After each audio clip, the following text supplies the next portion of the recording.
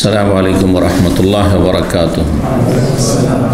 إن الحمد لله نحمده ونستعينه ونستغفره ونعوذ بالله من شرور أنفسنا ومن سيئات أعمالنا. من يهده الله فلا مضل له ومن يضلل فلا هادي له. وأشهد أن لا إله إلا الله وحده لا شريك له وأشهد أن محمدا عبده ورسوله صلى الله تعالى عليه وعلى آله وصحبه وسلم تسليما كثيرا. أما بعد، فقد قال الإمام البخاري رحمه الله تعالى: باب اللعان وقول الله تعالى: والذين يرمون أزواجهم إلى قوله إن كان من الصادقين. فإذا قذف الأخرس امرأته بكتابة أو إشارة أو إيماء معروف فهو كالمتكلم، لأن النبي صلى الله عليه وسلم قد أجاز الإشارة في الفرائض، وهو قول بعض أهل الحجاز وأهل العلم. وقال الله تعالى: فأشارت إليه قالوا كيف نكلم من كان في المهد صبيا। সম্মানিত ভাতৃমণ্ডলী, আল্লাহ রাব্বুল আলামিনের প্রশংসা এবং প্রিয় নবী সাল্লাল্লাহু আলাইহি সাল্লামের উপর সালাতু সালামের পর আজ মঙ্গলবার 6 মুহররম 1447 হিজরি মোতাবেক 1 জুলাই 2025 আমাদের ধারাবাহিক আলোচনা সহিহ বুখারীর তালাকের পর্ব নম্বর 9। ইমাম বুখারীর এই তালাকের পর্বের অধ্যায় নম্বর 25। বিষয়বস্তু হচ্ছে লেআন। এটি হচ্ছে শরীয়তের একটি পরিভাষা, আর এর ওপরে যতগুলি অধ্যায় আজকে আসবে সবগুলি এই লেআনের বিভিন্ন মাসাইলকে কেন্দ্র করে। এই জন্য একটি হাদিস থেকে অনেক সময় অনেক মাসলা মাসাইল ইস্তেমবাত হয়, বেরিয়ে আসে, যার ফলে একটি হাদিস বারবার করে রিপিট হবে। যে হাদিসগুলি বারবার আসবে সংক্ষেপে ইনশাআল্লাহ তাআলা আমরা অনুবাদ করে এগিয়ে যাব, যাতে করে আমরা বেশি বেশি হাদিসগুলি আজকে আমরা শেষ করতে পারি। আল্লাহ রাব্বুল আলামিন তৌফিক দান করেন। 25 নম্বর অধ্যায় তালাকের পর্বের ইমাম বুখারী রাহিমাহুল্লাহ বলছেন বাবুল লিআনে, মানে হাজা বাবুল লিআনে, এটি হচ্ছে লিআনের অধ্যায়। লিআনের অধ্যায়, লিআনের অধ্যায়কে তালাকের পর্বে কেন নিয়ে আসলেন?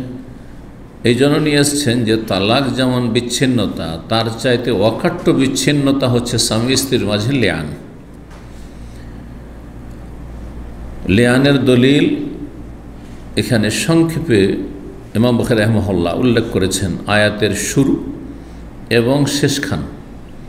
ওয়াকাউলিল্লাহি তাআলা, মহান আল্লাহর বাণী তাফসীর সম্পর্কে, ওয়াল্লাযীনা ইয়ারমুনা আজওয়াজাহুম, যারা নিজের স্ত্রীদেরকে ব্যভিচারের সাথে অভিযুক্ত করবে, ব্যভিচারের অপবাদ দেবে স্ত্রীদের ওপর। ইলা কওলিহি, একেবারে শেষ আয়াতের অংশ ইন কানা মিনাস সাদিকিন পর্যন্ত। তো এখানে দীর্ঘ 4টি আয়াতের দিকে ইঙ্গিত করা হয়েছে। সূরা নূরের আয়াত নম্বর 6, 7, 8, 9। 9-এর শেষখানে ইন কানা মিনাস সাদিকিন রয়েছে, আর 6 নম্বরের শুরু হচ্ছে ওয়াল্লাযীনা ইয়ারমুনা আজওয়াজাহুম। সংক্ষেপে তাহলে আয়াতগুলির তরজমা করে দিই, আর তার আগে লিআনের মাসালাগুলি। এর আগে লিআনের মাসলা কিন্তু আমাদের আলোচনা প্রসঙ্গে এসেছে। লিআনের যদি অধ্যায় আসেনি, কিন্তু মোটামুটি আলোচনা হয়েছে। তা কি, কেউ যদি নিজের স্ত্রীকে অভিযুক্ত করে কিসের সাথে? ব্যভিচারের সাথে, যে আমার স্ত্রী ব্যভিচারে লিপ্ত হয়েছে, এ কথা কোনো মুসলিম যদি বলে, তাহলে অন্য অন্যদের মতো তার বিধান নয় যে অন্য কোনো ব্যক্তি যদি কারো সম্পর্কে ব্যভিচারের, পুরুষকে হোক অথবা নারীকে হোক, কেউ যদি তহমত দেয়, অপবাদ দেয় যে অমোক ব্যভিচারে লিপ্ত, তাহলে তার করণীয় ফরজ কি? আরও 3 জন সাক্ষী নিয়ে আসে। সাক্ষী নিয়ে এসে একই সাথে 4 জন দেখতে হবে, ব্যভিচারের অবস্থায় দেখতে হবে।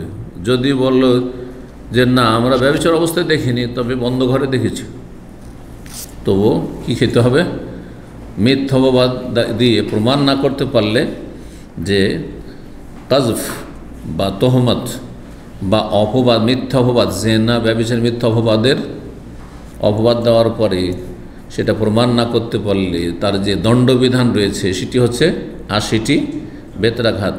এই আয়াতটি এই লিআনের আগে বর্ণনা করেছেন আয়াত নম্বর 5 আল্লাহ রাব্বুল ওয়াল্লাযিনা ইয়ারমুনা আন মুহসানাতি সুম্মা লাম ইয়াতু বিআরবাতি শুহাদা ফাজলিদুহুম 80 জালদা। অন্য কোনো মহিলাকে অথবা পুরুষকে অভিযুক্ত করলো, অপবাদ দিল ব্যভিচারের, কিন্তু সুম্মা লাম ইয়াতু বিআরবাতি 4 সাক্ষী দিতে বললো না, তাহলে 4 সাক্ষী নিয়ে আসতে হবে। 4 সাক্ষী না নিয়ে আসতে পারলে ফাজলিদুহুম 80 জালদা, 80টি কোড়া লাগা, 80টি বেত্রাঘাত করো। কিন্তু স্ত্রীকে 4 জন নিয়ে দেখা আরও কঠিন। এমনি অন্য কোনো মানুষকে ব্যভিচার অবস্থায় 4 জন একসাথে জমা করে দেখা, এটাও কঠিন। তলাশ করতে করতে সব ফিনিশ, ঠিক না? কোর্টের পেরে উধাও, তাহলে তো প্রমাণ হলো না।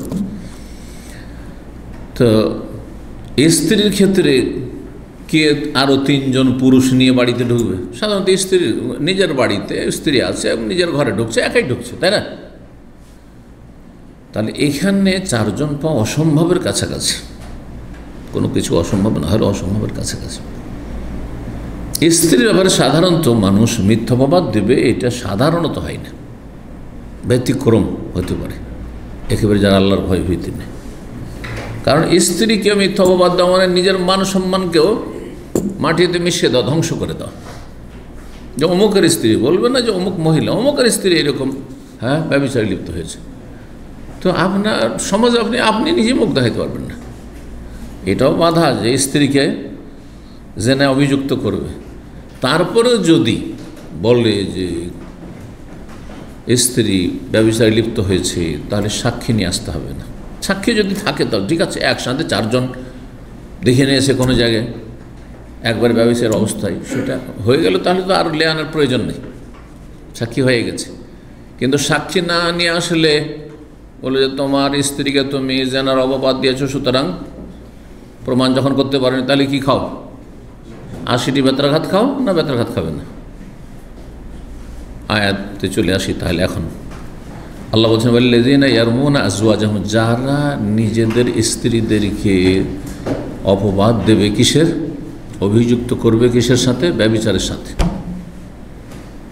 ইয়াত্তাহিমুনা বিজ্জিনা ওয়া লাম ইয়াকুন লাহুম শুহাদাউ ইল্লা আনফুসুহুম, কোনো সাক্ষী নেই তার, শুধুমাত্র সে নিজে দেখেছে স্ত্রীকে।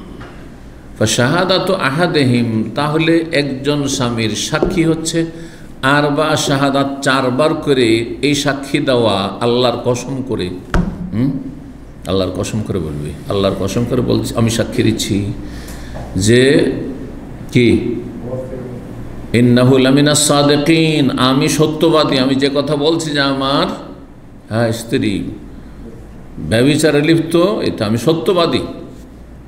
ওয়াল খামেসাতু, 5ম বারে, 4 বার তো সাক্ষী দেওয়া হইল, নিজে বললো কসম করে, 5ম বারে বলবে আন্না লানাতাল্লাহি আলাইহি, আল্লাহ লানত হবে আমার উপর, ইন কানা মিনাল কাযিবিন, যদি এই স্বামী কি হয়? মিথ্যুক হয়। সত্যবাদী আমি বলছি কসম করে 4 বার, আর যদি আমি মিথ্যা কথা বলি তাহলে আল্লাহর লানত হবে। এখন এরকম যখন স্বামী বলে দিল, স্ত্রী যদি স্বীকার করে না তো স্বীকার করে নিল, স্বীকার প্রথমটা করলেও আর ঝামেলা ছিল না, স্বীকার করলো না যে না মিথ্যা কথা বলছে আমার স্বামী, আমি ব্যভিচারে লিপ্ত হইনি। ওয়াদারাও আনহাল আযাব, যদি স্বীকার করে নাই তাহলে আল্লাহর আযাব মানে দণ্ডবিধান। দণ্ডবিধান কি? মহিলা বিবাহিতা, একজন স্ত্রী, তার স্বামী তহমত দিয়েছে, আর 4 বার করে কসম করে আবার 5ম বারে লানত চেয়ে নিয়েছে, তাহলে ব্যভিচার। ও যদি স্বীকার করে হ্যাঁ করো, তাহলে তো মৃত্যুদণ্ড, রজম। ওয়াদারাও আনহাল আযাব, কিন্তু সে এই রজম নিতে পারছে না। অর্থাৎ হতে পারে যে সে আসলেই দোষমুক্ত, অথবা দোষমুক্ত নয়, সে ব্যভিচারে লিপ্ত হয়েছে, কিন্তু মৃত্যুদণ্ড নিতে চায় না, রজম নিতে চায় না। এই দণ্ডবিধানকে সে নিজের ওপর থেকে যদি দূরীভূত করতে চায়, আন্তা শাহাদা আরবা শাহাদা, 4 বার করে কসম করে সাক্ষী দেবে।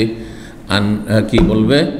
ইন্নাহু লামিনাল কাযিবিন, তার স্বামী মিথ্যুকদের অন্তর, মিথ্যাবাদী, মিথ্যাচার করেছে, আমার সম্পর্কে মিথ্যা কথা বলেছে, স্ত্রী বলবে।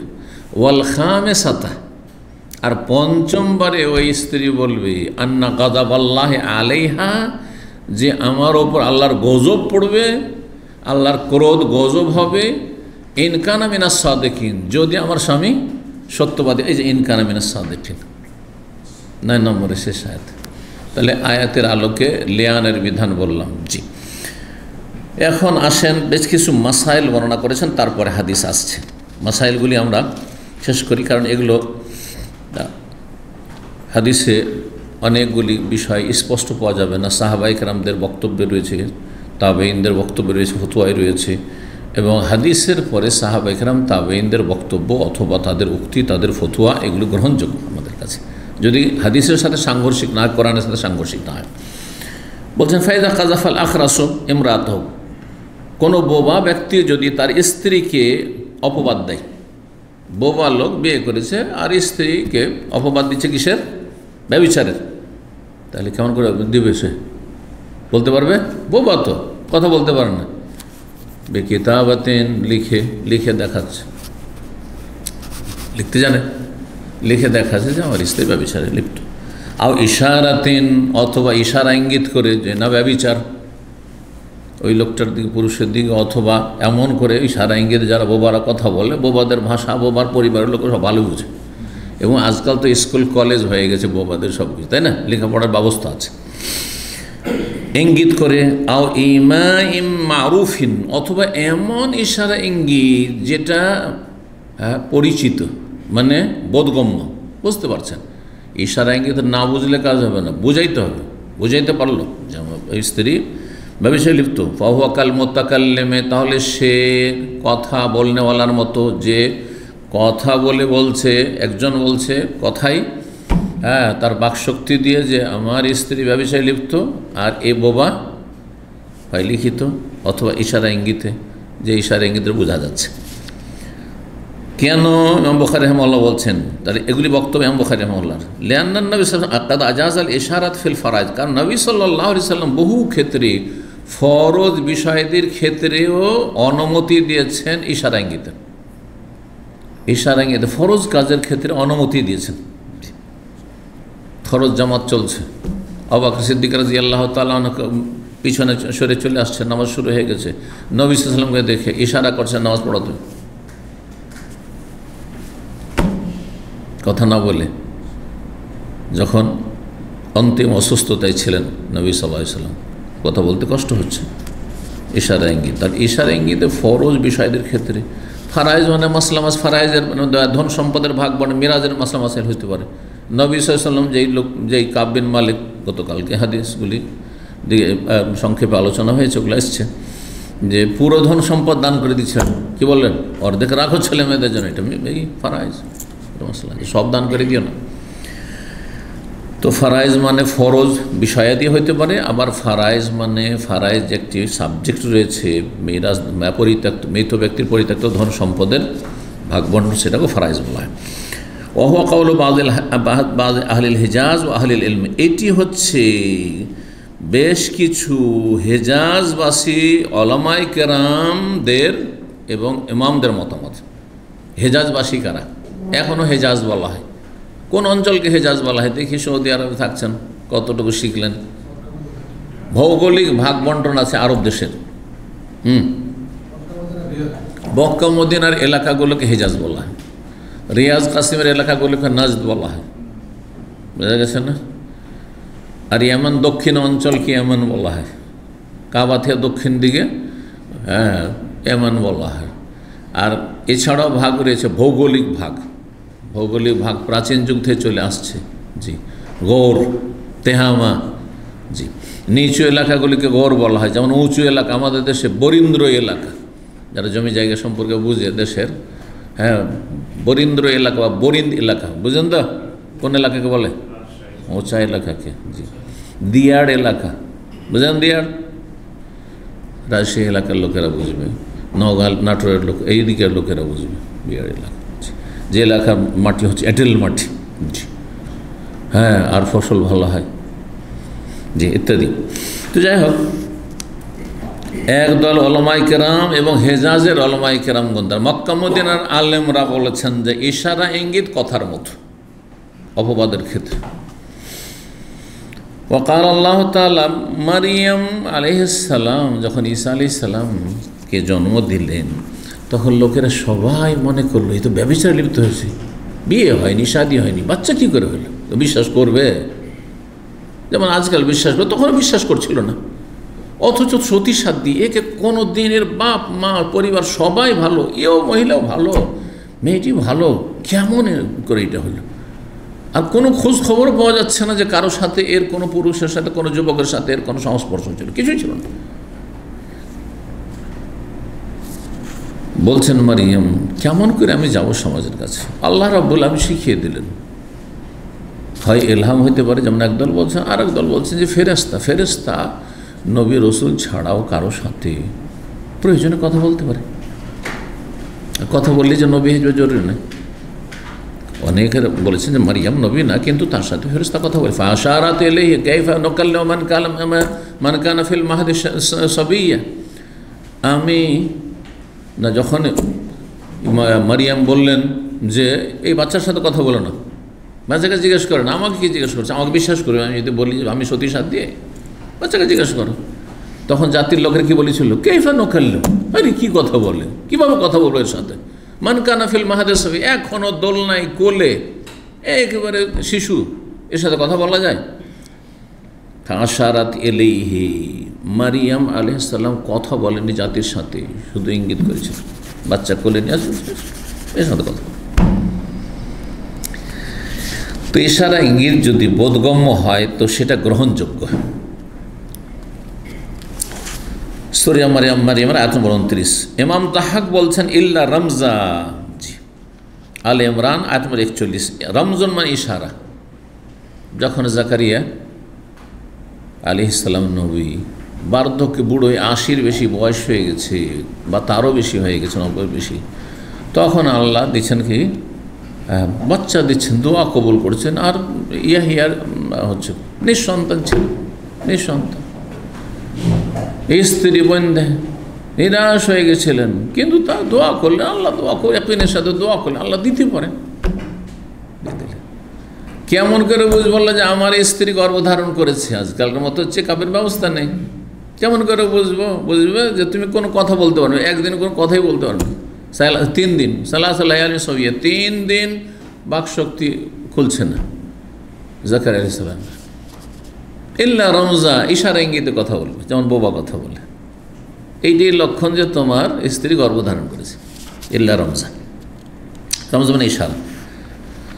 ওকালা বাযুন নাস, হেজাজের উলামায়ে কেরামগণ, তাদের মত হচ্ছে ইশারা ইঙ্গিতে মিথ্যা অপবাদ যদি দেয় স্ত্রীর ওপর সেটা গ্রহণযোগ্য না। এই বোবার কথার কোনো গুরুত্ব নেই, বলা যাবে না।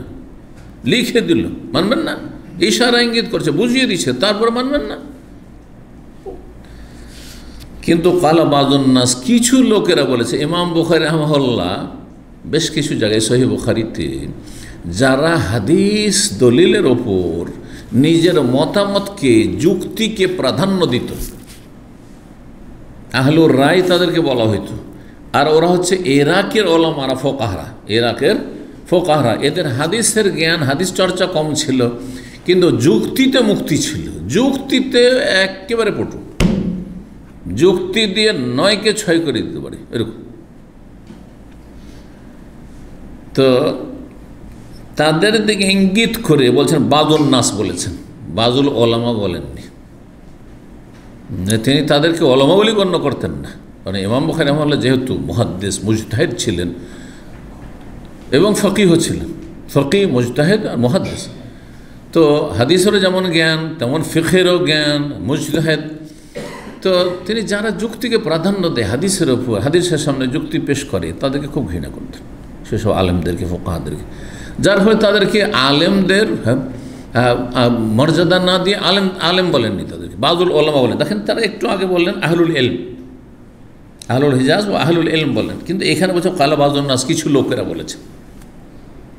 তো ইরাকের লোক, এই জন্য এমন একটা যুগ ছিল, যেই যুগটাই এই 4 মযহাবের উৎপত্তি আর বিকাশ ঘটে, সেই যুগটাই 4 মযহাবের মধ্যে আবু হানিফা রাহিমাহুল্লাহ এবং তার ওস্তাদ যারা ছিল, তারা যুক্তিকে বেশি প্রাধান্য দিতেন। তারা যুক্তিকে প্রাধান্য দিতেন, এদেরকে আহলুর রায় বলা হতো। আর যারা হাদিসকে প্রাধান্য দিত, আগে হাদিস তারপরে তোমার কেয়াস, আগে কেয়াস না, হাদিসের সামনে কেয়াসের কোনো মূল্য নেই, তাদেরকে আহলুল হাদিস বলা হয়, আহলুল হাদিস বলা হয়তো। তো কিছু লোকেরা বলেছেন মানে এরাই, মানে ইমাম আবু হানিফা অথবা ইমাম আবু হানিফার ওস্তাদ ইব্রাহিম নাখঈ, আর এরকম যারা ছিল তারা লা হাদ্দা ওয়ালা লিআনা, ইশারা ইঙ্গিতে বোবা যদি কোনো কথা বলে তো তোহমতের হদও লাগবে না, আর ওয়ালা লিআনা হবে না। মানে অন্য কোনো মহিলা বা পুরুষ সম্পর্কে যদি একটা বোবা লোকে লিখে দেয় বা ইশারা ইঙ্গিত বিশেষ করে ইশারা ইঙ্গিতে, এমনকি লেখার ক্ষেত্রে বলছেন, লিখে অথবা না মুখে বলতে পারবে না, ওর কথা গ্রহণযোগ্য না, তাহলে কি হবে? হদ টদ নেই, ওর কথার কোনো মূল্য নেই। এইরকমের লিয়ান হবে না, স্ত্রী সম্পর্কিত বলে ফেলে, মানে বলতে তো পারছে না, ইশারা ইঙ্গিতে বুঝায় অথবা লিখে দেয় স্ত্রী সম্পর্কে, তো গ্রহণযোগ্য নাই, ওদের রদ করছেন। এই মতটির কি করছেন? খণ্ডন করছে ইমাম বুখারী রাহিমাহুল্লাহ। বলছেন যে এই বাজুন নাস আহলুর রায় যারা ইরাকের, তারা বলছেন যে না, হদও নেই আর লিয়ানো হবে না বাবা লোক যদি ইশারা ইঙ্গিতে কথা বলে অথবা লিখিত বলে। সুম্মা জামা, আর তারপরে যখন তালাকের মাসলা বলছে, ওই আহলুর রায়গুলো বলছেন যে অপবাদের ক্ষেত্রে গ্রহণযোগ্য নয়, লিয়ানের ক্ষেত্রে গ্রহণযোগ্য নয়, কিন্তু তালাকের ক্ষেত্রে তারপরে তাদের ধারণা যে ইন তাল্লাকা বি কিতাবাতিন, কেউ যদি লিখিত তালাক দেয় অথবা ইশারা ইঙ্গিতে তালাক দেয়, কাট, একবার কোনো সম্পর্ক নেই তোমার সাথে, ঠিক আছে? বুঝলেন না? কি হবে? এ গ্রহণযোগ্য হবে না? হবে না?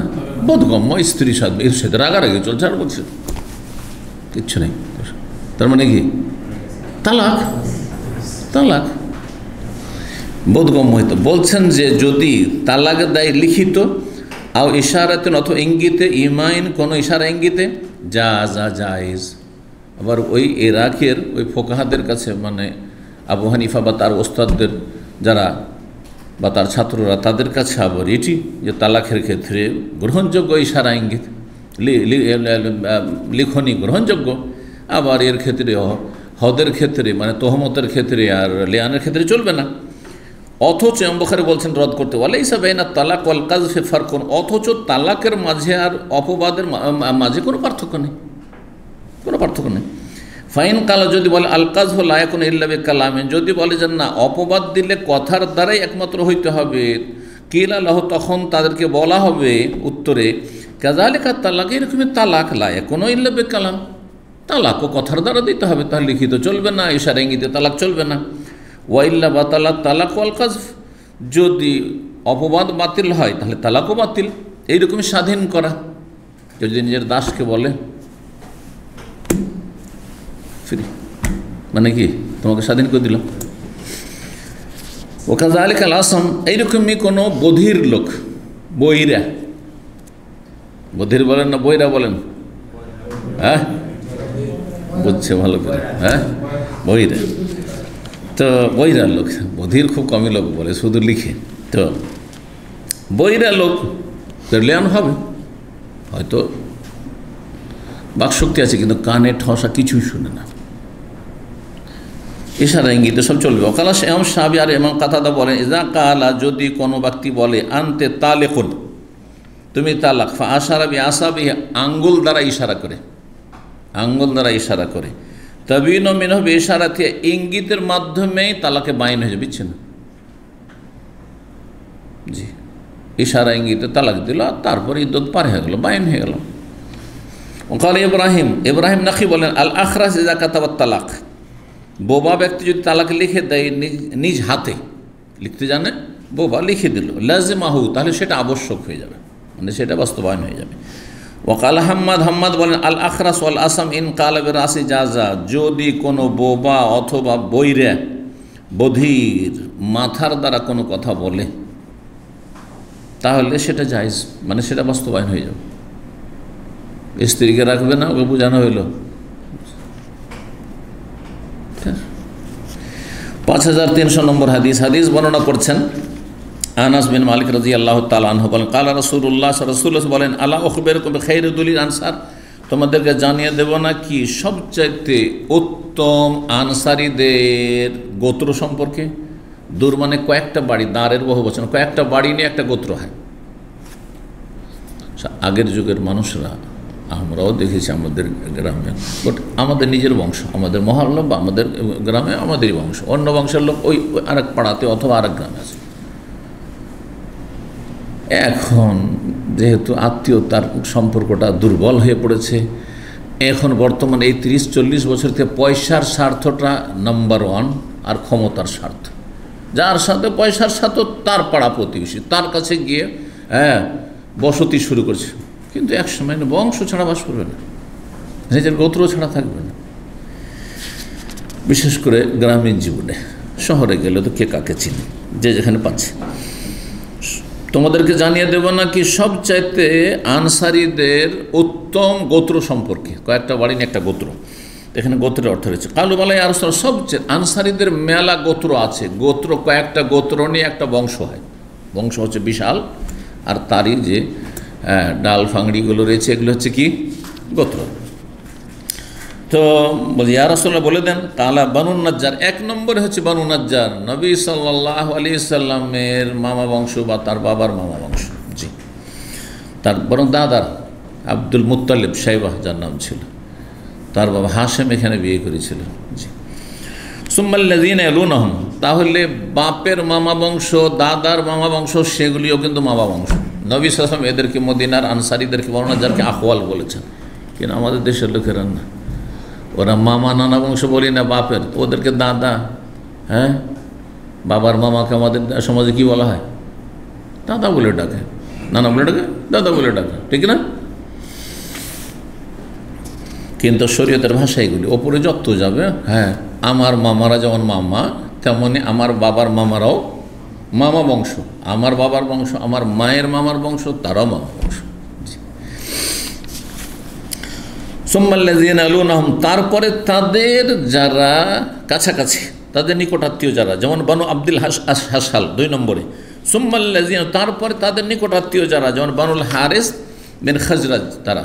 সুম্মাল্লাযীনা, তারপরে যারা তাদের নিকটাত্মীয় বানু সাইদা, জি, যেমন সাদ বিন ওবাদা, তিনি সাইদি বংশে ছিলেন। সুম্মা কালা বিয়াদিহি, তারপরে হাত দ্বারা বললেন। হাত দ্বারা বললেন মানে কি? ইঙ্গিত করলেন। তাহলে ইঙ্গিত করে বোঝাচ্ছেন বংশগুলির সময়। ফাকাবাদা আসাবিয়াহু, সবগুলি অঙ্গুলকে বা আঙ্গুলকে কী করলেন? মোড়ালেন। জি, সুম্মা বাসাতাহুন না, তারপরে সেগুলিকে সম্প্রসারিত করে খুলে দিলেন। কাররামিয়া বিয়াদিহি, যেমন কোনো কিছু দিয়ে মারছেন বা কোনো কিছু ছুঁড়ে ফেলছেন। সুম্মা কালা, তারপরে বলেন অফিকুল্লে দুরিল আনসারি খের, আনসারীদের প্রত্যেক গোত্রে কল্যাণ রয়েছে, শ্রেষ্ঠত্ব রয়েছে, সবাই ফজিলতের, কিন্তু একটি আরেকটি চাইতে বেশি সম্মানিত বা মর্যাদাপূর্ণ। এই যে হাতের দ্বারা কি করলেন? ইঙ্গিত করলেন। আগে হাতকে মোড়ালেন, মুষ্টি বাঁধলেন, আর তারপরে যেমন কোনো কিছু ছুঁড়ে ফেলছেন ওইভাবে, মানে আনসারি সবগুলিকে মুষ্টিতে যেন নিলেন, আর তার বলে সবগুলিতে করলেন ইঙ্গিত। 5301 নম্বর হাদিস বর্ণনা করছেন সাহাল ইবনে সাদ আস-সাঈদি, রাসূলুল্লাহ সাল্লাল্লাহু আলাইহি ওয়াসাল্লামের সাহাবী। ইয়াকুলু, তিনি কালা রাসূলুল্লাহ সাল্লাল্লাহু আলাইহি ওয়াসাল্লাম বলেন, বয়স্তু আনা ওয়াসা কাহাযিহি, আমি এবং কিয়ামত প্রেরিত হয়েছি, মানে আমার যুগ এবং কিয়ামত এত কাছাকাছি। কাহাজিহি মিনহাজি, যেমন এই আঙ্গুলের সম্পর্ক এই আঙ্গুলের সাথে, আও কাহাতাইন, কাহাজি মিনহাজি বলেছেন, বা কাহাতাইন, এই দুটি আঙ্গুলের মতো। ওয়াকারানা বাইনা সাব্বাবাতি ওয়াল উস্তা, আর দুটো আঙ্গুল, সাব্বাবা মানে শাহাদাতের তর্জনীর আঙ্গুল, আর উস্তার মধ্যমা, দুটিকে মিলিত করলেন। এই দুটোতে কত ছোট বড়? হ্যাঁ, একবার সামান্য ছোট বড়। ঠিক ওই রকমই কিয়ামত খুব কাছাকাছি। আমি এখানে এসেছি, আর কিয়ামত আর একটু পরে এখানে গিয়ে আসবে। ওতে 1400 বছর চলে গেছে, আর কতদিন আছে আল্লাহ ভালো জানেন। কিন্তু এটা ভাবেন না যে কিয়ামত আসতে, আর দাজ্জাল আসতে, আর ইয়াজুজ মাজুজ আসতে আরও মনে হয় 200, 400, 500 আর 1000 বছর আছেন না। অধিকাংশ লক্ষণগুলি চলে এসছে, শুধু বড় লক্ষণ এই 10টির মতো, এগুলো বাকি আছে। ছোট মধ্যম যত কিয়ামতের নিদর্শন লক্ষণ আলামত ছিল সব চলে এসছে প্রায়, যার ফলে কিয়ামত একেবারে খুবই কাছে, কিয়ামত খুব কাছে। আল্লাহর সমস্ত ফিতনা থেকে যেন বাঁচিয়ে রাখেন, কারণ কিয়ামতের কাছাকাছি এত বড় বড় ফিতনা হবে যে ভালো ভালো মানুষ ঈমান হারিয়ে দেবে, ভালো ভালো মানুষ ঈমান হারিয়ে দেবে।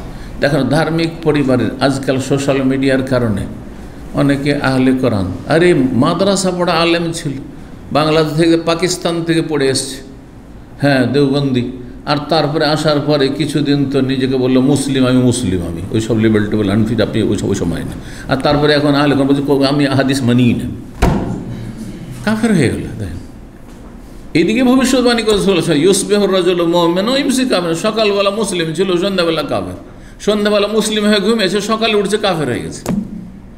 আজকাল অনেক ধার্মিক পরিষ্কার মুসল্লি আর হাজি গাজী আর মৌলভী আল্লামা হুজুর, তাদের ছেলে মেয়েরা কলেজ ইউনিভার্সিটি পড়তে গিয়ে কেউ নাস্তিক হয়ে যাচ্ছে, কেউ সেকুলার হয়ে যাচ্ছে, হ্যাঁ, আর কত কী হয়ে জাহান্নামী হয়ে যাচ্ছে। এগুলো কিয়ামতের লক্ষণ, জি বড় লক্ষণ। ফিতনা সামলে রাখতে পারছেন না। হকের দাওয়াতের চাইতে বাতিলের দাওয়াত অত্যন্ত ব্যাপক, এবং সব দিক থেকে তারা সাহায্য পাচ্ছে, বাতিলপন্থীদের থেকে সমর্থন পাচ্ছে। আল্লাহ হেফাজত করুন। 5302 নম্বর হাদিস, আব্দুল্লাহ বিন ওমর রাদিয়াল্লাহু তাআলা আনহু থেকে বর্ণিত, তিনি বলেন নবী সাল্লাল্লাহু আলাইহি ওয়াসাল্লাম বলেছেন আশ-শাহরু হাকাযা ওয়া হাকাযা ওয়া হাকাযা, হাতের ইশারায় মাস বুঝিয়েছেন যে আরবি মাস দুই রকম হয়, আশ-শাহরু হাকাযা হাকাযা হাকাযা, মানে মাস কত দিনের হয়? 30 হয়। আর একবার বলেন আশ-শাহরু হাকাযা হাকাযা ওয়া হাকাযা, কত হইল? 29। একটা এরকম করলাম না, দেখবেন না এটা? জি হ্যাঁ, দুইবার করে দেখালেন। ইয়ানি প্রথমবার দেখালেন ইয়ানি সালাসিন, অর্থাৎ 30 দেখালেন। সুম্মা কাল, তারপর ওয়াহা কাজা ওয়াহা কাজা ওয়াহা কাজা, ইয়ানি 29 29 দিনের হয়। এই জন্য চাঁদের মাস কোনো মাসে 29, কোনো মাসে 30। গত মাস 29 ছিল, সামনে মাস 30 হয়েছে। এখন ওমর রাতান একবার বললেন হাতের ইঙ্গিতে সালাসিন, ওমর রাতান 30 হয়েছে, একবার বললেন 29। তাহলে ইঙ্গিত দিয়ে নবী সাল্লাল্লাহু আলাইহি ওয়াসাল্লাম বহু কিছু বুঝিয়েছেন, যেই ইঙ্গিত বোধগম্য, পরিচিত, সর্বজন বিদিত। 5303 নম্বর হাদিস, আবু মাসউদ বাদী রাদিয়াল্লাহু তাআলা আনহু বর্ণিত, তিনি বলেন নবী সাল্লাল্লাহু আলাইহি ওয়াসাল্লাম একবার ইঙ্গিত করলেন, ও আশারান নবী সাল্লাল্লাহু আলাইহি ওয়াসাল্লাম বিয়াদিহি, নিজ হাত দ্বার নাহওয়াল ইয়ামান, ইয়ামানের দিকে, দক্ষিণ দিকে। দক্ষিণ কোন দিকে? এখান থেকে, হ্যাঁ তাড়াতাড়ি এদিকে, তাই না? পশ্চিমের দিকে, দক্ষিণ দিকে। আর বললেন ইঙ্গিত করে, হাতের ইশারা ইঙ্গিতে, আল ইমান ও হা হো না, ইমান এই দিকে আছে, এই দিকে আছে, ইমান এই দিকে আছে, বললেন না দক্ষিণ দিকে আছে। মাররাতান, দুইবার করে বলেছেন। আলা ইন, আর শোনো, ওয়া ইন্নাল কাসওয়াতা ওয়া গিলাদাল কুলু ফিল ফাদ্দাদিন হাইসু ইয়াতলু কারনাশ শায়তান রাবিয়াতা ওয়া মুদার। আর নিষ্ঠুরতা, কাসওয়া অন্তরের নিষ্ঠুরতা, ওয়া গিলাদুল কুলুব আর অন্তরের কঠোরতা, পাষণ্ড হওয়া, মায়া মমতাহীন হওয়া, নিষ্ঠুর হওয়া, এই স্বভাবগুলি রয়েছে ফিল ফাদ্দাদিন, উটের রাখালদের বা উটের মালিকদের মাঝে।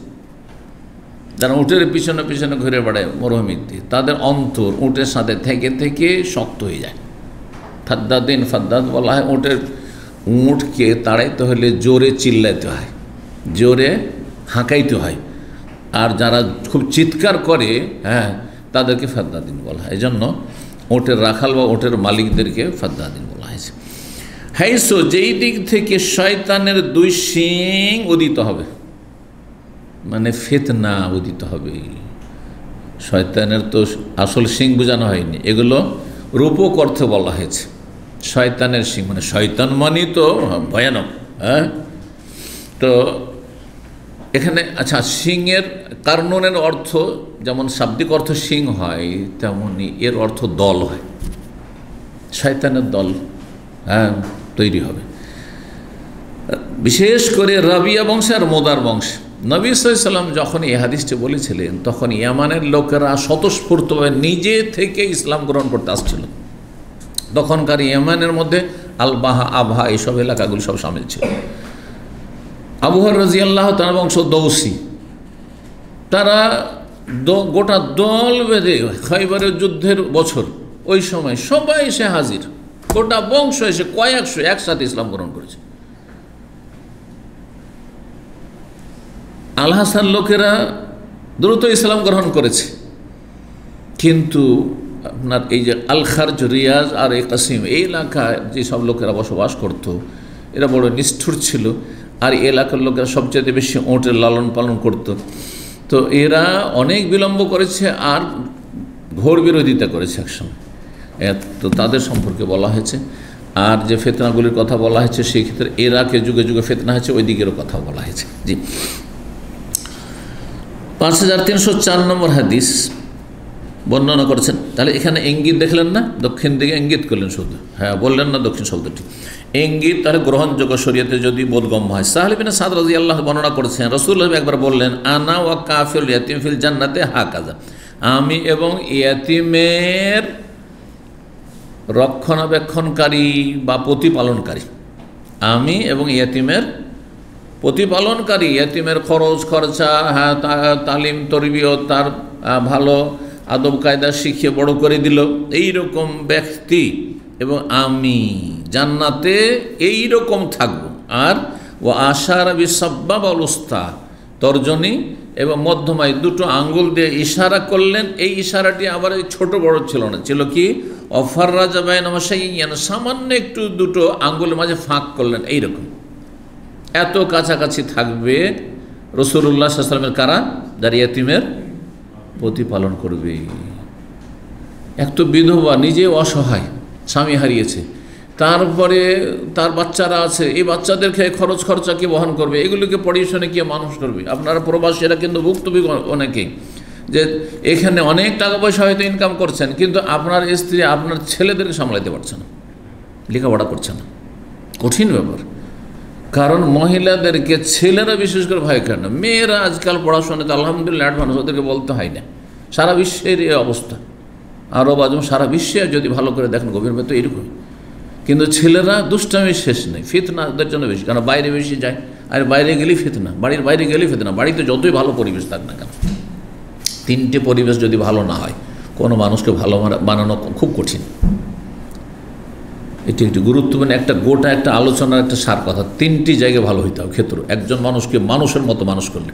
বাড়িটাও হইতে হবে ইসলামিক পরিবেশ, তার শিক্ষাঙ্গন স্কুল মাদ্রাসা যেটা হোক সেখানে ইসলামিক পরিবেশ থাকতে হবে, এবং যেই সমাজ সোসাইটিতে বসবে সেটাও ইসলামিক পরিবেশ থাকতে হবে। তিনটে প্রতিকূল আমাদের।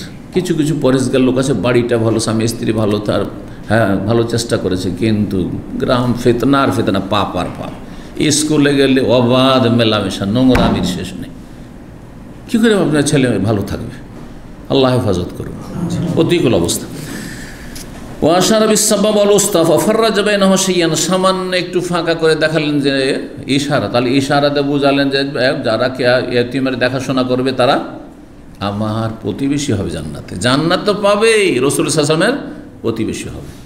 এই জন্য আল্লাহ যাদেরকে ধন দৌলত দিয়েছেন, জান্নাতে যদি যেতে চান এবং নবী সাল্লাল্লাহু কাছাকাছি থাকতে চান, তো কমপক্ষে একটা দুটা করে ইয়েতিম মানুষ করার চেষ্টা করবেন। অনেক ইয়েতিম সমাজ আছে, আত্মীয় হোক অথবা অনাত্মীয় হোক, হ্যাঁ আপনি ভালো করে একে যদি নামাজি বানিয়ে দেন, একে যদি ভালো একটু যদি আদব আখলাক চরিত্র আপনি শিখিয়ে দেন, মেয়ে হইলে বিয়ে দেওয়া পর্যন্ত, হ্যাঁ স্বামীর ঘরে উঠিয়ে দেওয়া পর্যন্ত শেষ, ছেলে হইলে মোটামুটি মাধ্যমিক উচ্চ মাধ্যমিক একটু পড়িয়ে দিলেন, 22 মাদ্রাসায় পড়িয়ে দিয়ে সাবালক হচ্ছে 18 বছর 20 বছর হয়ে গেছে, কাজের যোগ্য হয়ে গেছে, এখন কাজ করে খান, তারপরে দিলেন না হয় না দিলেন, কারণ সাবালক হওয়ার পরে এতিম থাকে না।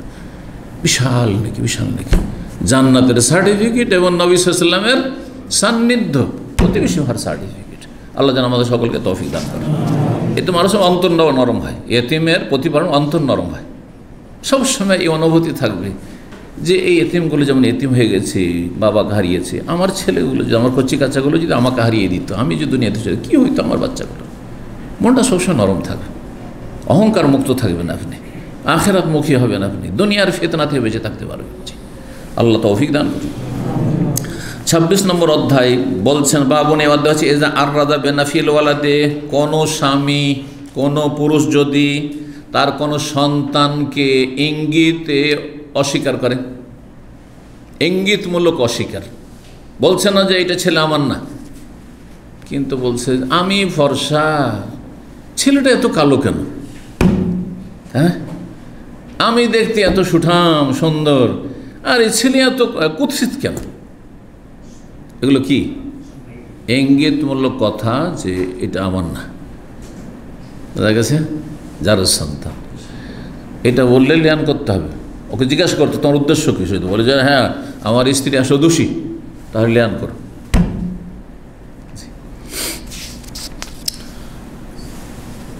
5305 নম্বর হাদিস বলছেন সাইদ বিন মুসাইব রাহিমাহুল্লাহ, আবু হুরায়রা রাদিয়াল্লাহু তাআলা আনহু থেকে বর্ণনা করেছেন, আন্না রাজুল আতান নবী সাল্লাল্লাহু আলাইহি ওয়াসাল্লাম, জনৈক ব্যক্তি নবী সাল্লাল্লাহু আলাইহি ওয়াসাল্লামের কাছে আসলো, এসে বলে ইয়া রাসূলুল্লাহ ওয়ালাদ আলী গোলামুন আসওয়াদ, আমার একটা সন্তান ভূমিষ্ঠ হয়েছে কিন্তু খুব কালো কালো হয়েছে।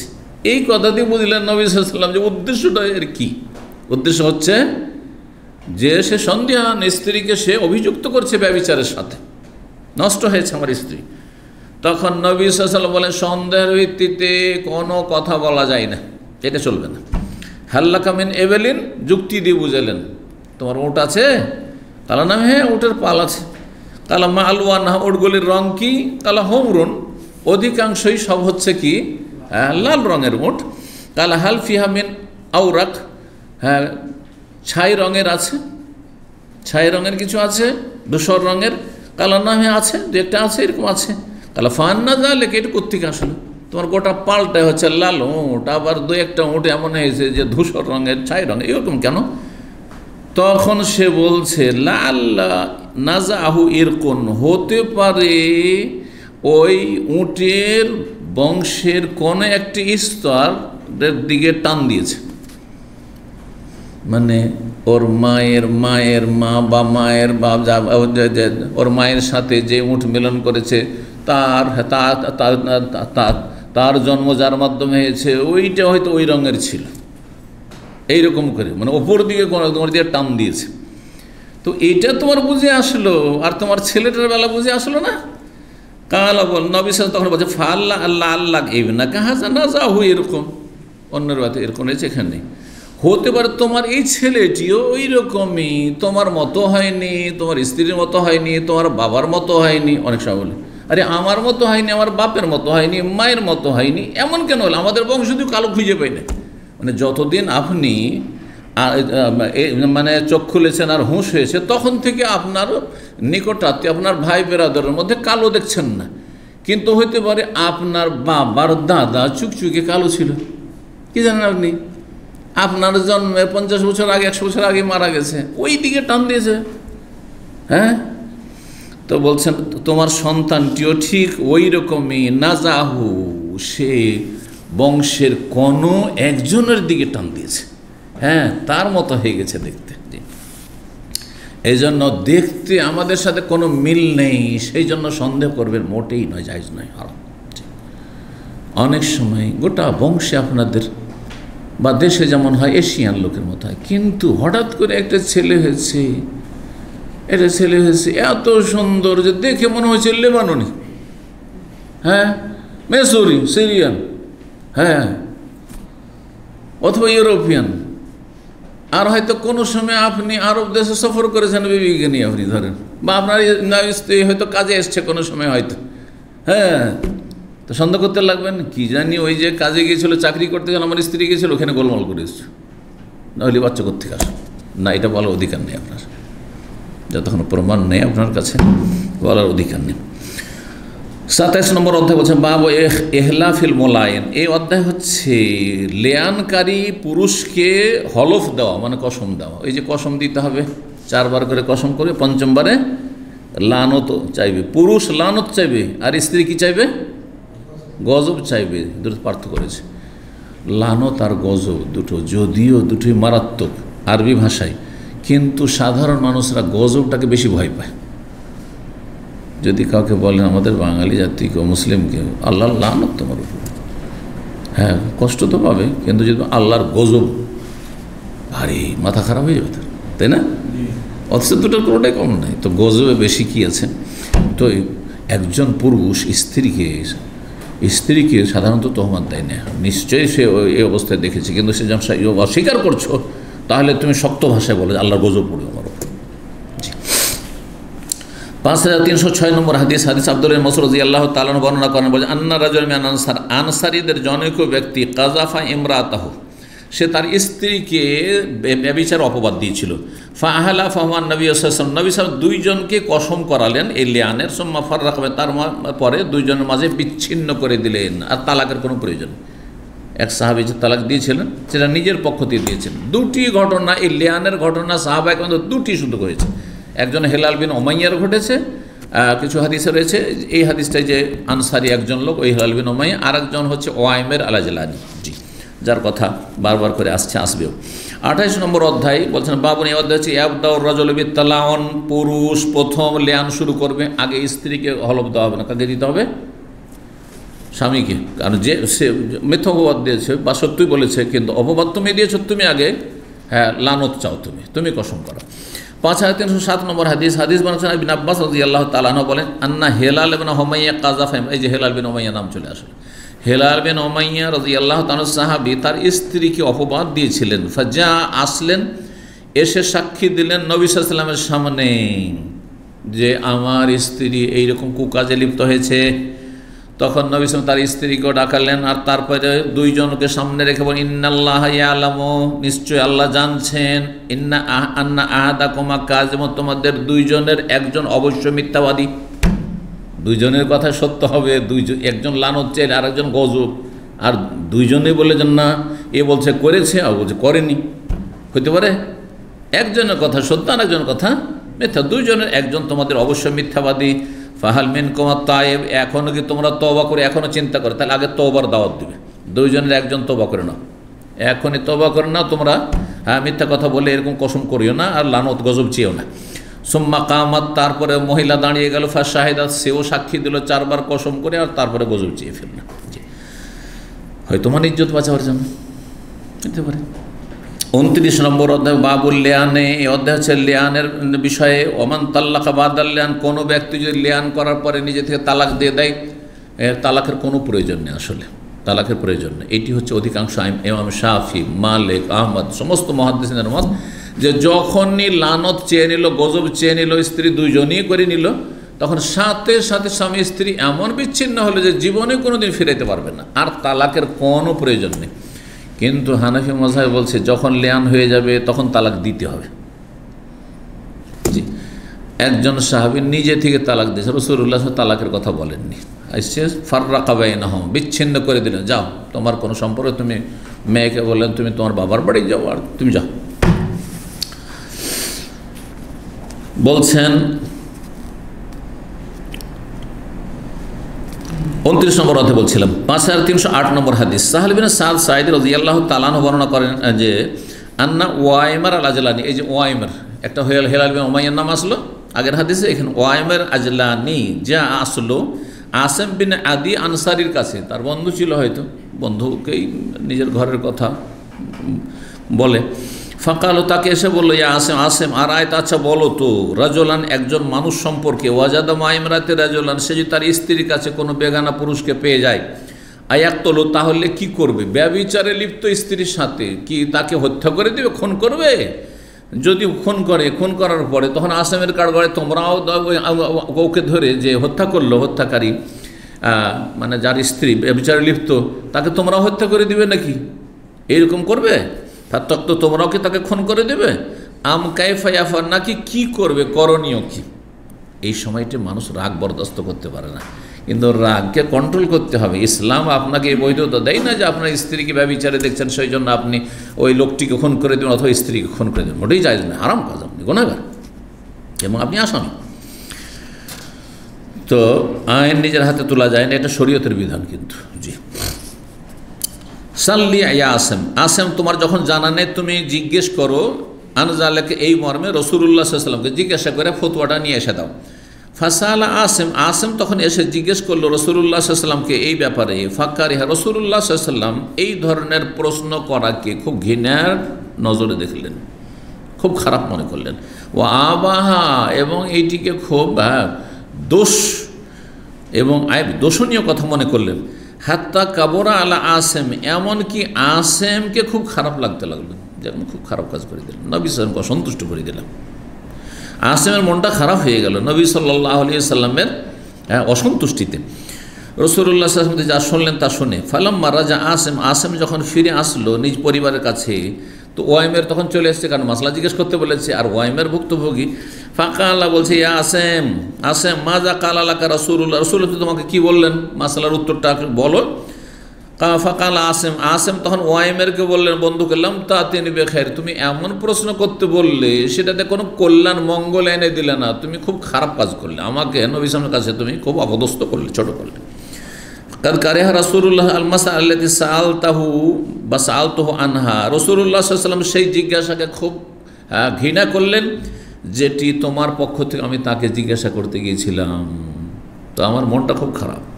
ওয়াইমের বললেন যে আমার তো প্রয়োজন, ওয়াল্লাহি আল্লাহর কসম করে, লা আনতে আমি অতক্ষণ ক্ষান্ত হব না, থামবো না, হাত্তা আসআলাহু আনহা, এই বিষয়ে যতক্ষণ সরাসরি গিয়ে নবী সাল্লাল্লাহু আলাইহি ওয়াসাল্লামকে জিজ্ঞাসা না করো, তুমি জিজ্ঞাসা করে উত্তর পেলে না, আমি নিয়ে আসবো উত্তর। ওয়াইমের তখন আসলো, এসে রাসূলুল্লাহ সাল্লাল্লাহু আলাইহি ওয়াসাল্লামের কাছে আসলো, ওয়াসাতান নাস, লোকজন সব বসে আছে সবার মাঝখানে মজলিসে, এসে বলি, ইয়া রাসূলুল্লাহ আরায় তারা জন, আচ্ছা বলুন তো এমন এক ব্যক্তি সম্পর্কে, ওয়াজাদা মা ইমরাতিহি রাজুলান, যদি নিজ স্ত্রীর সাথে অন্য বেগানা পুরুষকে পেয়ে যায় ব্যভিচারে, আয়াকতুলু, তাহলে তাকে কি খুন করবে, ফাতাকতুলু, তাহলে আপনারাও কি ওই লোকটিকে ধরে যে খুন করেছে তাকে খুন করে দিবেন কিসাসে, আম কাইফা, নাকি কি করবে, তাহলে করণীয় কি।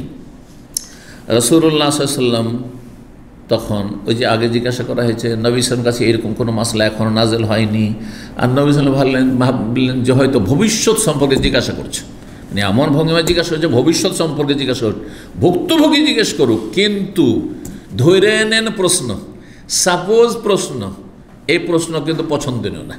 এই জন্য এখন পর্যন্ত আলহামদুলিল্লাহ যদি আমাকে কেউ বলে যে আচ্ছা সেই ধরে নেন একজন তার স্ত্রীকে তালাক দিয়ে দিল আর তারপরে এইরকম হয়ে গেল, আমি ধরবো না, কথা বুঝতে পারছেন না, মানে এই ধরনের প্রশ্ন করবে না, তোমার ঘটেছে জিজ্ঞেস করো, ধরে নেন, এই করেন, সাপোজ, ধরুন, না না না, মোটেই না, এই প্রশ্ন অপছন্দনীয় প্রশ্ন, নবী সাল্লাল্লাহু আলাইহি ওয়াসাল্লাম পছন্দ করেননি। কিন্তু তারপরে যেহেতু আল্লাহ জানছেন যে এরকম ঘটনা ঘটেছে, তো সমাধানের দরকার, আসমানি সমাধান, মানে আয়াত লাগবে, তো আয়াত নাযিল করে দিলেন আল্লাহ রাব্বুল ওই সূরা নূরে আয়াত নম্বর 6 থেকে 9 পর্যন্ত, যেমনটা বললাম। যখন এই ওয়াইমেরকে জিজ্ঞাসা করেছে, রাসূলুল্লাহ বললেন যে কাদ আনজালাল্লাহু ফিকা ওয়া ফি সাহিবাতিকা, তোমার সম্পর্কে আর তোমার স্ত্রী সম্পর্কে, সঙ্গিনী সম্পর্কে আল্লাহ কোরআনের বিধান নাযিল করে দিয়েছেন, ফাযহাব ফাতিমা, যাও তোমার স্ত্রীকে নিয়ে এসে হাজির করো, নিয়ে আসো। কালা সাহাল তখন বলে, ফাতালানা, দুইজনে লিআন করলেন, লানত চাইলেন, ওয়ানা মান নাস ইনদা, সেই সময় আমি রাসূলুল্লাহ সাল্লাল্লাহু আলাইহি ওয়াসাল্লামের কাছে জনগণের সাথেই ছিলাম উপস্থিত। ফাল্লামা ফারাগা মিন তালা ও নেহেমা, যখন দুইজনে লিআন করে সমাপ্ত করলো, ওয়াইমের তখন বললেন, যার স্ত্রী জেনা ব্যভিচারে লিপ্ত হয়েছে, কাযাবতু আলাইহি ইয়া রাসূলুল্লাহ ইন আমসাকতুহা, ওকে যদি আমি স্ত্রীর রূপে এখনও রেখে দিই তাহলে তো আমি তার মিথ্যাচার করেছি, আমি তাকে ব্যভিচারে দেখেছি, তো কি করে আমার রুচি হবে যে তাকে রাখব, আর সে স্বীকার করলো না, সুতরাং তাকে রেখে দাও মানে দোষ আমার, সে তাহলে সতী। ফাতাল্লাকাহা সালাসান কাবলা ইয়ামুরাহু রাসূলুল্লাহ সাল্লাল্লাহু আলাইহি ওয়াসাল্লাম, হুকুম করার আগেই সে 3 তালাক দিয়ে বসে আছে, তাহলে এটা তাহলে কি শরীয়তের না তার আবেগের, মানে এত তার কষ্ট হয়ে আছে যে আমার স্ত্রী এরকম কাজ করলো, আর একে তো রাখা যাবে না। নবী সাল্লাল্লাহু আলাইহি ওয়াসাল্লামকে জিজ্ঞাসা করি নাই যে আর কি করতে হবে না করতে হবে, তালাক তালাক তালাক, রাখবো না ইয়া রাসূলুল্লাহ, একে রাখলে মানে আমি মিথ্যাবাদী। এই জন্য এটি দলিল নয় যে আপনাকে তালাক দিতে হবে, লিআন হইলেই তার সাথে সাথেই বিচ্ছিন্ন হয়ে যাবে চিরতরে, কোনোদিন ফেরাতে পারবে না। অন্য স্বামী 10-50টা স্বামী ঘুরে আসলেও ফেরাতে পারবে না, পক্ষান্তরে 3 তালাক দিয়ে স্বেচ্ছায় কোথাও বিয়ে হইলো, স্বেচ্ছায় সেখানে ছাড়ানো হয়ে গেল, আর তারপরে যদি আসে তো বিয়ে করতে, অন্য কেউ বিয়ে করতে পারে, সেও পারবে ইদ্যুৎ পার হওয়ার পরে। ইবনে সাহাব জোহরি রাহিমাহুল্লাহ বলেন, ফাকানা সুন্নাতাল মুতালাইনাইনি, তারপর থেকে 2 লেআনকারী, স্বামী স্ত্রীর লেআনকারীর এটি শরীয়তি নিয়ম নির্ধারিত হয়ে গেল যে এইভাবে লেআন করতে হবে, যদি স্বামী স্ত্রীকে স্বামী ব্যভিচারের অপবাদ দেয়। 30 নম্বর অধ্যায় বাবু তালাউন ফিল মাসজিদ। এই অধ্যায় হচ্ছে মসজিদে লিয়ান করা। হাদিস ওঠে, কিন্তু নবী সাল্লাল্লাহু আলাইহি সাল্লামের ওই যে ঘটনাটি হয়েছিল নবী সাল্লাল্লাহু আলাইহি সাল্লামের সামনে ওয়াইমের আজলানির, সেটি কোথায় ছিল? মসজিদে। জনগণ বসে আছেন, নবী সাল্লাল্লাহু বসে আছেন। তো মসজিদে লিয়ান করা, লানত চাওয়া যাবে কিনা, মসজিদে এসব করা যাবে কিনা, বিচার, তাহলে বিচার সালিস মসজিদে করা যাবে, ইসলামিক বিচার যদি হয়, রাজনৈতিক বিচার নয়। হ্যাঁ, ইসলামবিহীন সামাজিক বিচার সালিস না। আমার দেশে কিন্তু মুসলিম সমাজেও অধিকাংশ বিচারগুলি ইসলামিক বিচার হয় না, আলেম ওলামাদেরকে রাখা হয় না। হ্যাঁ, সমাজের মণ্ডল মোতাব্বর পয়সাওয়ালা সুদখোর এরা সব বিচার করে আর জুলম অত্যাচার করে। জি, 5309 নম্বর হাদিস বর্ণনা করছেন ইবনে শিহাব জোহরি, বলছেন আনিল মোলায়েনাতে আনিস সুন্নাতে ফিহে লিয়ানকারিনী সম্পর্কে আর তার ইসলামী নীতিমালা সম্পর্কে, নিয়ম সম্পর্কে। হাদিস সাহাল ইবনে সাদ আখি বানি সাইদা, বানু সাইদা বংশের যে সাহাল ইবনে সাদ সাইদি, তিনি বর্ণনা করেন আন্না রাজুলান মিন আনসার, জনক আনসারি ব্যক্তি রাসূলুল্লাহ সাল্লাল্লাহু আলাইহি ওয়াসাল্লামের কাছে আসলেন, এসে বললেন ইয়া রাসূলুল্লাহ আর আয়তা রাজুলান ওয়াজাদা মা ইমরাতি রাজুলান, আচ্ছা বলুন তো কোনো ব্যক্তি যদি নিজের স্ত্রীর সাথে অন্য কোনো পুরুষকে পেয়ে যায় তাকে খুন করবে না কি করবে? ফানজাল্লাহু ফি শানি মা যাকারা ফিল কোরআন মিন আমরিল মুতালাইন, তারপর আল্লাহ নাযিল করেছেন কোরআনে কারীমে লিয়ানকারীদের সম্পর্কে যে বিষয়টি সূরা নূরে। নবী সাল্লাল্লাহু আলাইহি ওয়াসাল্লাম তখন বললেন কাদ কাযাল্লাহু ফি কফি ইমরাতি, আল্লাহর চূড়ান্ত ফয়সালা দিয়েছেন তোমার সম্পর্কে, তোমার স্ত্রী সম্পর্কে এই লিয়ানের বিধান। দুইজন ফাতালা আনাফিল মসজিদে তারা লিয়ান করলো, ওয়ানা শাহিদ, আমি তখন উপস্থিত ছিলাম। সাহাল বিন সাদ বলছেন ফালাম্মা ফারাগা, যখন তাদের লিয়ান করা শেষ হলো, কাল কাযাবতু আলাইহি আরাসিন আমসাক, তাকে রাখলে তো আমি তাহলে মিথ্যাবাদী হয়ে গেলাম। ফাতাল্লাকাহা সালাস, 3 তালাক দিয়ে ফেললো। কাবলা ইয়ামুর রাসূলুল্লাহ সাল্লাল্লাহু বলার আগেই, হিনা ফারাগা মিনাত তালাক, লিয়ান করার সাথে সাথে ও তালাক তালাক তালাক বলে বসে আছে। ফারাকাহা, নবী সাল্লাল্লাহু আলাইহি ওয়াসাল্লামের সামনেই সে কি হয়ে গেল, স্ত্রীকে বিচ্ছিন্ন করে দিল। ফাকালা, বলছেন বর্ণনাকারী, কানা যালিকা তাফরিকান বাইনা কুল্লি মুতালাইনাইন, এটি হচ্ছে দুই লিয়ান, উভয় স্বামী স্ত্রীর লিয়ানকারীর মাঝখানে বিচ্ছিন্নতা চিরতরে। ইবনে জুরাইর ইবনে শাহাব জোহরিতে বর্ণনা করেছেন ফাকানাতিস সুন্নাতু বাদাহুমা, তারপর ইসলামের নীতিমালা নির্ধারিত হইল, শরঈ বিধান, যে আন ইউফাররাকা বাইনাল মুতালাইন, দুই লিয়ানকারীর মাঝখানে চিরতরে বিচ্ছিন্ন করে দেওয়া হবে, বিবাহ বিচ্ছেদ করে দেওয়া হবে। ওয়াকানাত হামেলান, ওই মহিলা গর্ভবতী ছিল। কী ছিল মহিলা? এখন অতিরিক্ত আসছে, গর্ভবতী ছিল, পেটে বাচ্চা ধরেছে। কিন্তু এই বাচ্চাটি এই লোকের ওয়াইমের নয়, ওই যে ব্যভিচার করেছে, হ্যাঁ, ওই ব্যভিচার থেকে যার ওই সন্তান। ওয়াকান ইবনু ইউদা আলী উম্মাহি, সেই জন্য তার সন্তানটিকে তার মায়ের সাথে সম্পৃক্ত করে ডাকা হইতো। পশ্চিমা সভ্যতায়, পশ্চিমা দেশে বাপের নামের অত গুরুত্ব নেই, মায়ের নামের আসল গুরুত্ব। কেন জানেন? এই জন্যই যে বাপের হদিশ কম, কিন্তু মাটা তো ঠিক আছে। হ্যাঁ, মাতৃগর্ভ থেকে তো শিশুটা পয়দা হয়েছে, কিন্তু বাপের ঠিক ঠিকানা নেই, লিভ টুগেদার করেছে, তো কোত্থেকে বাপের নাম আসবে? বুঝছেন না? কারণ সুম্মা জারাতি সুন্নাত ফি মিরাসিহা, তারপরে নীতিমালা নির্ধারণ হইল পরিত্যক্ত ধন সম্পদ সম্পর্কে। হ্যাঁ, ওই জেনাকারীর ধন সম্পদে ওয়ারিস হবে যার সন্তান? না, হবে না, ওই জেনা করেছে, হারাম করেছে। আচ্ছা, যার বিবাহ বন্ধনে ছিল তার মার ওই অবস্থায় পেটে এসছে, ওর ধন সম্পদের ভাগ পাবে না? ওরও বীর্য থেকে পয়দা নেই, সুতরাং ওরও হবে না। তাহলে কার ভাগ পাবে? ওর মায়ের ভাগ পাবে ছেলেটি, আর ছেলের ভাগ পাবে ওর মা। ছেলে মারা গেলে ওর মা পাবে, আর মা মারা গেলে ওর ছেলে পাবে। জি, কি যে আন্নাহা তারেসহ, ওর মা তার উত্তরাধিকারী হবে, ওয়ারিসু মিনহা, আর সেই ছেলেটি তার মায়ের উত্তরাধিকারী হবে। মা ফারাজাল্লাহ, যা কিছু আল্লাহ রাব্বুল নির্ধারণ করেছেন ফারাইজ। ইবনে জুরাইর ইবনে শাহাব জোহরিতে বর্ণনা করেছেন সালিম ইবনে সাদ থেকে এই হাদিসে, আন্নান নবী, তারপরে নবী সাল্লাল্লাহু আলাইহি ওয়াসাল্লাম একটা ভবিষ্যৎবাণী করলেন ওহীর মাধ্যমে, যে বাচ্চাটি সম্ভাব্য কার, যদি এই রং বর্ণের আসে, এই ধরনের হয়, তাহলে অমুকের, হ্যাঁ, তাহলে হালাল বাচ্চা, আর না হইলে এটি হচ্ছে ব্যভিচারের যার সন্তান। বলেন ইনজাত বেহি আহমারা কাসিরান কান্নাহু ওয়াহরা, এই বাচ্চা যদি ভূমিষ্ঠ করে, এই সন্তান প্রসব করে এই মহিলা, যদি সে লাল বর্ণের, মানে ফর্সা লাল বর্ণ, মানে এমন ফর্সা যে দেখতে লাল টকটকে, কাসিরান আর খাটো যদি বাচ্চাটি হয়, কান্না, আর এমন লাল আর খাটো যে টিকটিকির মতো দেখতে, টিকটিকি বা গিরগিট, এগুলো কি হয়ে যায়, মানুষ দেখে লাল হয়ে যায়, দেখেন না? হ্যাঁ, ওই রকম যদি লাল রং হয়, ফালা ও রাহা, তাহলে আমি মনে করি যে ইল্লাকাত সাদাকাত, ওই মহিলাই সত্যবাদী, তাহলে মহিলা আসলে জেনা ব্যবসা লিপ্ত হয়নি। এই বাচ্চাটি কার? এ ওয়াইমেরই, হ্যাঁ, ওর বাবারই। ওয়াকাযাবা আলাইহা, আর এই লোক মিথ্যা কথা বলেছে তার স্ত্রী সম্পর্কে।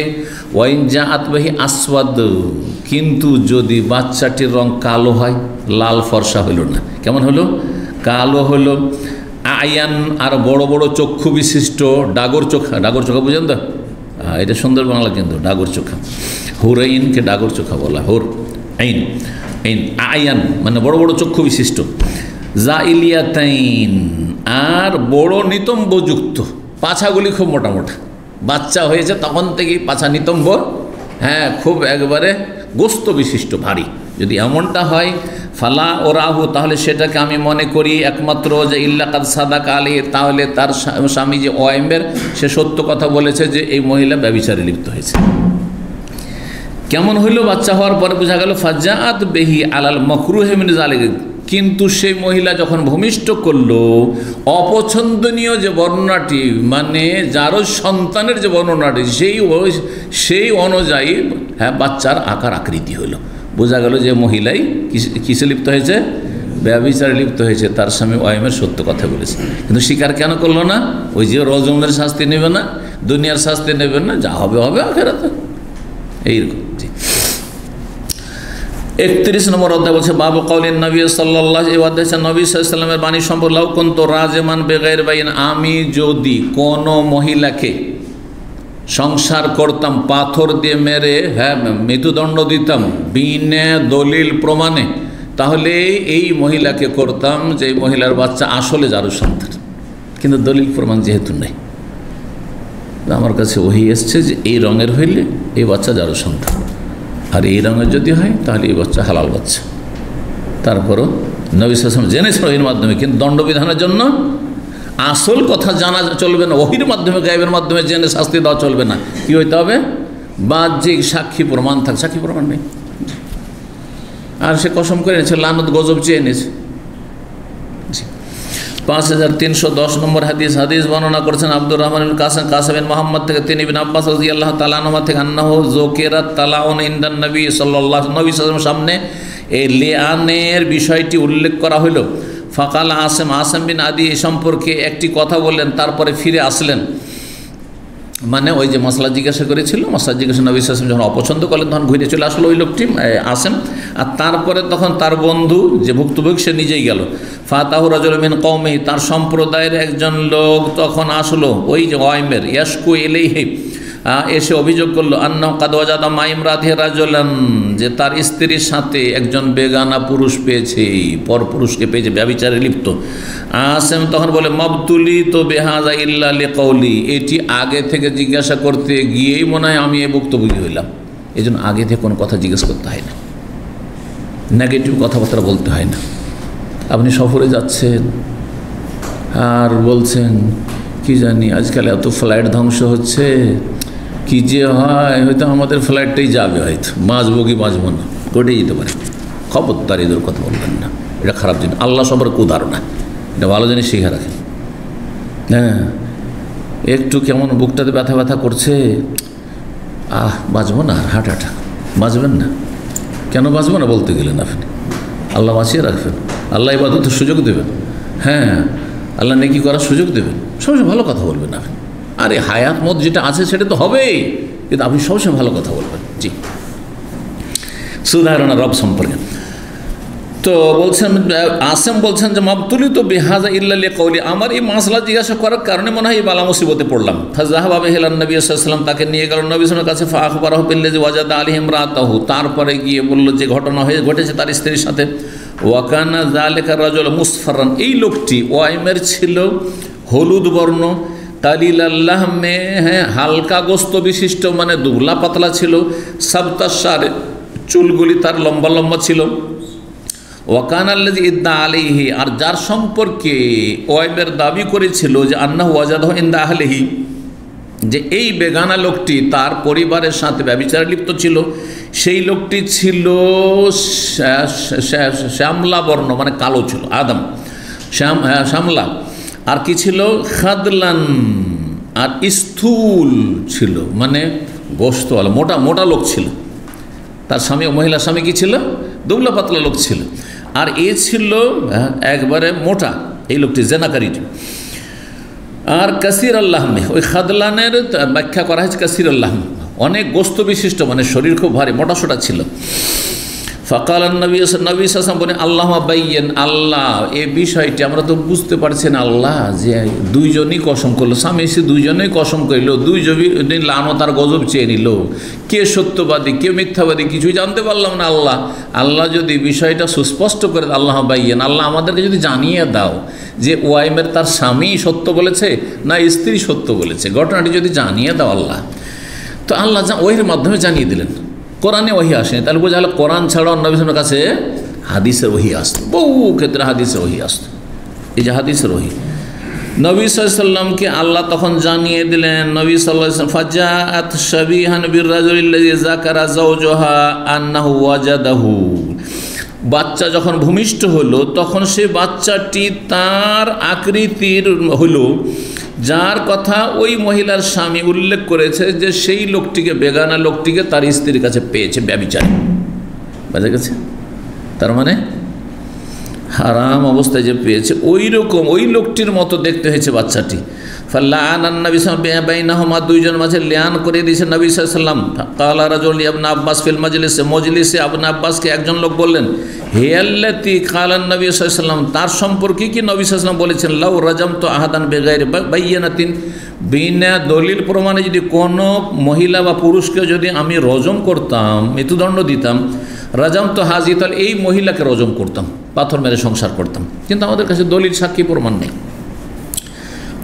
ফাকাল আল্লাহ আল্লাহ, মানে ঘটনা তাহলে এটা ছাড়া আরেকটি ঘটনা কি, তিলকা ইমরাতুন, সেই মহিলা সম্পর্কে বলেছিলেন যে অহরহ বেশ্যাবৃত্তি করত, হ্যাঁ, যার তার সাথে জেনা ব্যভিচার করে বেড়াইতো, ও কিন্তু দলিল পাওয়া যায় না, মানে একসাথে চারজন কেউ এসে বলতে পারে না, কিন্তু সে পরকে লিপ্ত থাকতো।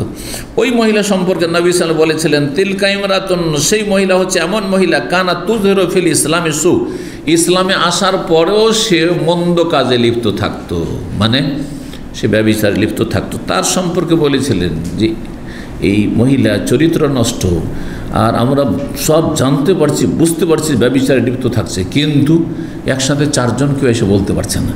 যখন আদালতে নবী সাল্লাল্লাহু আলাইহি ওয়াসাল্লামের কাছে বলতে পারছে না, তাহলে তাকে মৃত্যুদণ্ড দেওয়া যাচ্ছে না। 32 নম্বর অধ্যায় বাবু সাদাকিল মোলা আইনাতে, এই অধ্যায় হচ্ছে লেয়ানকারীন মহিলার মোহরের কি হবে, যখন লেয়ান হয়ে যাবে, হ্যাঁ, তো মোহরটা কে পাবে? মোহর কি ফিরিয়ে পাবে সে পুরুষ, না যদি মোহর না দেয়, যেমন দেশে বাকি বা ধার বাকি মোহর, হ্যাঁ, বেদাদি সমাজে ধার বাকি মোহর চলছে, তো এই ধার বাকি মোহর এখন মোহর দিতে হবে, কারণ হ্যাঁ তাকে ভোগ করেছো, হ্যাঁ তার সাথে সহবাস করেছে, সুতরাং মোহর দিতে হবে, মোহর ফিরিয়ে দেবে না, ফেরত দেবে না, খোলার মতো। 5311 নম্বর হাদিস সাঈদ ইবনে জুবাইর রাহিমাহুল্লাহ বর্ণনা করছেন, কুলতু লিবনে ওমর, আমি আব্দুল্লাহ ইবনে ওমরকে বলছি, রাজুলুন কাযাফা ইমরাতাহু, জনৈক ব্যক্তি তার স্ত্রীকে ব্যভিচার অপবাদ দিয়েছে, তো কি করতে হবে? তখন বললেন আব্দুল্লাহ ইবনে ওমর, ফাররাকান নবী সাল্লাল্লাহু আলাইহি ওয়াসাল্লাম বাইনা আখাওয়াই বানিল আজলান, নবী সাল্লাল্লাহু আলাইহি ওয়াসাল্লাম আজলান গোত্রের দুইজন ব্যক্তির মাঝে কি করেছিলেন, মানে স্বামী স্ত্রী দম্পতির মাঝে বিবাহ বিচ্ছিন্ন করে দিয়েছিলেন, এর মাধ্যমে কি হয়ে গেল, বিচ্ছিন্ন হয়ে গেল। তার বোঝা হলো তালাক দিতে বলেননি, কি করতে বলেছিলেন, তোমাদের আর কোনো সম্পর্ক থাকলো না, শেষ। আর এই কথা বলেছিলেন নবী সাল্লাল্লাহু আলাইহি ওয়াসাল্লাম, আল্লাহু ইয়ালামু আন্না আহাদাকুমা কাযব, আল্লাহ ভালো করে জানছেন যে তোমাদের দুইজনের একজন মিথ্যাবাদী, ফাহাল মিনকুমা তাইব, তোমাদের কেউ কি তওবা করবে? ফাবায়, দুইজনে অস্বীকার করলো, তুমি তওবা করবে? না, আমি গুনাহ করিনি, তুমি তওবা করবে? না, আমি কেন তওবা করব, আমি দেখেছি। দুইজনে বলছে না, আমি তওবা করব না। ফাকালা, তখন নবী সাল্লাল্লাহু আলাইহি ওয়াসাল্লাম, আল্লাহু ইয়ালামু আন্না আহাদাকুমা লাকাযিব, তোমাদের দুইজনের একজন অবশ্যই মিথ্যুক, ফাহাল মিনকুমা তাইব, তোমাদের কেউ কি তওবা করবে? ফাবায়, অস্বীকার করলো, তিনবার সব অস্বীকার। ফাফারাক বাইনাহুমা, তখন নবী সাল্লাল্লাহু আলাইহি ওয়াসাল্লাম স্বামী স্ত্রীর মাঝে বিচ্ছিন্ন করে দিলেন। ফিল হাদিসে সেই হাদিসে আরও একটু কথা রয়েছে, লা আরাকাত, সেটি আপনি যে বর্ণনা করছেন না, বর্ণনাকারী আমর বিন দিনারকে বলছেন, কালা রাজুল, তখন বললেন, মালি, ওই লোকটি যখন বিচ্ছিন্ন করে দেওয়া হলো তখন বলতে, তাহলে আমার ধন সম্পদ ওকে যে দিয়েছি, আমি মোহর দিয়েছি, ওই টাকাটা ফেরত করুক, আমার যে ক্ষতি, আমি স্ত্রীকে ভোগ করতে পারলাম না, স্ত্রী ব্যভিচারে লিপ্ত হইল, তো আমার মোহরটা ফিরিয়ে দেওয়া হোক। মালি মানে আইনা মালি, আমার ধন সম্পদ কোথায়, আমার মোহর কোথায়, ফিরিয়ে দিক।